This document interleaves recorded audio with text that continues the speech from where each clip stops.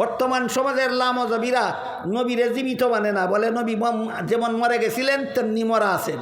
নবীর সহি হাদিসের দ্বারা প্রমাণিত নবীকে দফন করার পর থেকে জীবিত। এখন আপনি যদি বলেন আমাদের মিলাদ শরীফে নবী তশরিফ আনেন, এই জন্য আমরা সম্মান করার জন্য দাঁড়াই, আমাদের জশ্নে জুলুসে ঈদে মিলাদুন নবীর মিছিলে নবী আসেন, এই জন্য আমরা ইয়া রাসূলুল্লাহ বলে ডাক দেই। বেদাতিরা মন গড়া ব্যাখ্যা মতে নবী মানে আর দাবি করে সুন্নি, আমি কইগুলি বন্ড সুন্নি। নবী রসুলের বিশ্বাসের বেলায় সহি ব্যাখ্যা মন গড়া ব্যাখ্যা নাই। এক হাদিসে রসুল করিম সাল্লাল্লাহু আলাইহি ওয়াসাল্লাম বলেন, আল আম্বিয়াউ আহিয়াউন ফি কুবুরিহিম ইউসাল্লুন, নবী রসুলগণকে দাফন করা মাত্রই আল্লাহ জীবিত করে দেন, জীবিত হওয়ার পর থেকে তারা রওজা শরীফের ভিতরে থাকেন। বর্তমান সমাজের লামজবিরা নবীরে জীবিত মানে না, বলে নবী যেমন মরে গেছিলেন তেমনি মরা আছেন। তাহলে নবী মরা আছেন এটা সহি ব্যাখ্যা না লামজহাবিদের মন গড়া ব্যাখ্যা? নবী জিন্দা এটা আমাদের মন গড়া ব্যাখ্যা না নবীর সহি হাদিসের ব্যাখ্যা? এটা সহি হাদিস, আল আম্বিয়াউ আহিয়াউন ফি কুবুরিহিম, নবীর সহি হাদিসের দ্বারা প্রমাণিত নবীকে দফন করার পর থেকে জীবিত। জীবিত হয়ে যান কোথায়?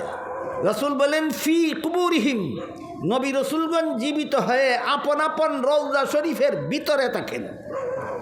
এখন আপনি যদি বলেন আমাদের মিলাদ শরীফে নবী তশরিফ আনেন, এই জন্য আমরা সম্মান করার জন্য দাঁড়াই, আমাদের জশ্নে জুলুসে ঈদে মিলাদুন নবীর মিছিলে নবী আসেন, এই জন্য আমরা ইয়া রাসূলুল্লাহ বলে ডাক দেই, তাহলে আপনার নবী মানছেন মন গড়া ব্যাখ্যা মতো। নবী বলেন রওজা শরীফের ভিতরে থাকেন, আর আপনি বলেন আপনার অনুষ্ঠানে চলে আসেন। যারা বলে নবী আসেন এরা মন গড়া ব্যাখ্যা মতে নবী মানে, মন গড়া ব্যাখ্যা মতে নবী মানলে সুন্নি হয় না, বেদাতি হয়। মন গড়া ব্যাখ্যা মতে নবী মানলে সুন্নি হয় না, বেদাতি হয়? বেদাতি হয়। বেদাতিরা মন গড়া ব্যাখ্যা মতে নবী মানে আর দাবি করে সুন্নি, আমি কইগুলি বন্ড সুন্নি।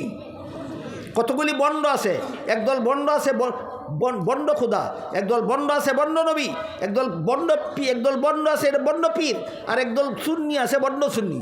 যে খুদা না হইয়াও খুদা দাবি করে সে হইল বন্ড খুদা। এমন একটা বন্ড খুদার নাম হইল দাজ্জাল।